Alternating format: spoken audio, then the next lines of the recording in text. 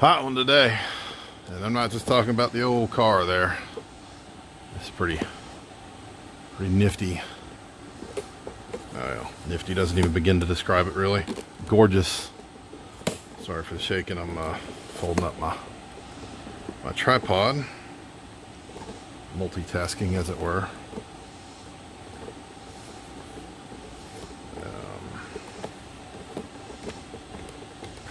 Probably won't even make it in the final cut, but if it does, you wonder why the camera's shaking all over the place. That's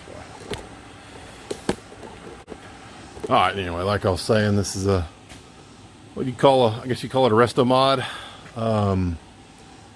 According to the tag there, she's a 66, and I mean, it's pretty. I'm not generally much of a classic car guy. I don't hate them. They don't do a whole lot for me. But this is gorgeous, and it's gorgeous underneath. It's gorgeous inside. It's obviously gorgeous on the outside. This is just a very pretty car. A very dirty lawnmower parked here in front. Oh goodness. Chief complaint came in that. It didn't ride down the road well. They had no complaints about power, and with the vintage appearing wheels and tires on this car, he said they didn't hook up anyway. So we're not hunting power. I'm probably going to catch some flack because I got the air fuel ratio chart zoomed way in. That pink line is fluctuating between about a half of an AFR, top to bottom, wide open throttle there. You see the scale off here over to the side, what we're dealing with from 12 to 15 on the overall scale there, 15 and a half. And you can see kind of how I've been trying to get it to smooth out. Now I believe it's got a little bit of a stall converter in it. That's why you get the flare there around 3,000. No matter what I've done with timing, that won't go away. No amount of timing cured the fluttering up top on some previous runs, and that may actually not even be gone yet. I'll probably make another hit or two later to see if it's going to be consistent or if it's just kind of what it is. You know, it's got, I don't even know if you could truly call that an intake. It's got an elbow on it, you know, big old air filter. So there could be some MAF harmonics at play there.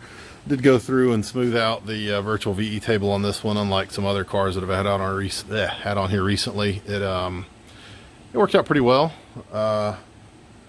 Looks like a pretty normal VE table, or at least the parts that I was able to really kind of get exposure in. But that really helped tidy up the air fuel curve there, and kind of hopefully we'll bring the whole thing around. It'll be next thing up is going to be some street tuning to make sure that it drives correctly and behaves and does all the things that were requested. Okay. All right, shot of the interior here real quick just to kind of give you an idea what we're looking at. Got some vintage appearing gauges, but they're not. They just look the part. Retro looking stereo that is got all the good doodads. It has I believe it's got a vintage air system in it. But if it doesn't, it has a perfectly functioning air conditioning setup that is greatly appreciated. I mean, it's just, whew, it's a pretty car.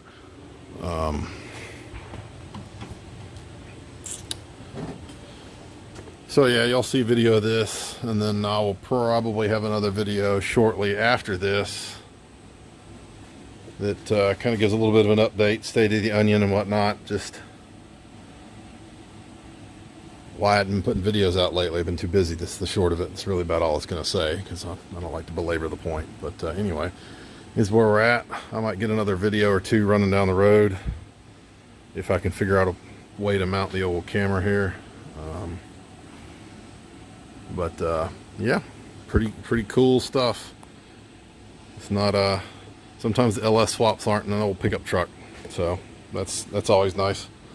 A little variety. Not that I'm hating on the pickup truck guys. Several of them know how to party too. No complaints there. So there you go.